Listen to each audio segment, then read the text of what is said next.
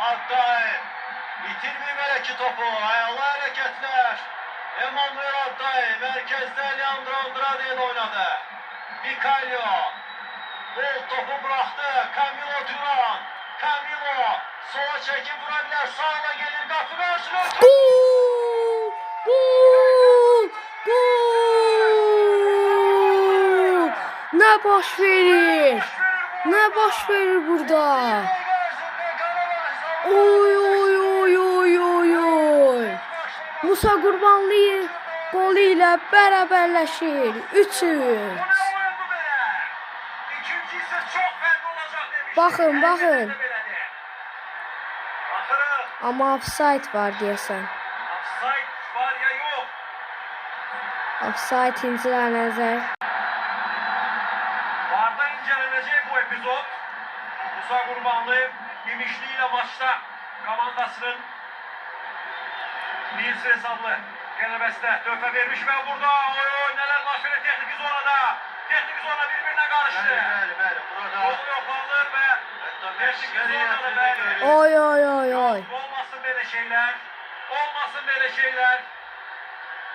Bu oyunun güzelliğine helal getiren. Oy oy oy. Ne baş verir orada? Bak gerginlik bu kadar yükselir bu maçta. İhtiyaç yoktu buna. Gördüğüm bu oldu ki Qarabağ teknik zonasından denk seçebilmedim kimiydi Şırıdın Sabahın teknik zonasına. İhtiyaç yoktu.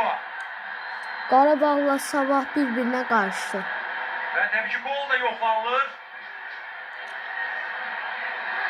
Adeten ümumiyyətlə Qarabağın məşqçiləri heyəti çox sakin, təmkinli insanlar kimi tanınıb, amma belə bir vəziyyətdə nəyin baş verdiyini söyləməyə çəkinirlər. Gol yoklanılır. Var. İnceleyecek, o inceleyir bu epizodu ve görək ne cevap gelecek. Bəli. İndi isə vara gözləyirik.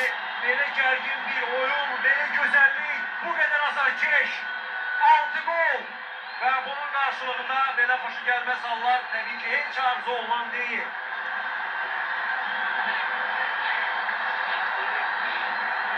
Bəli. Baş məşqçilər.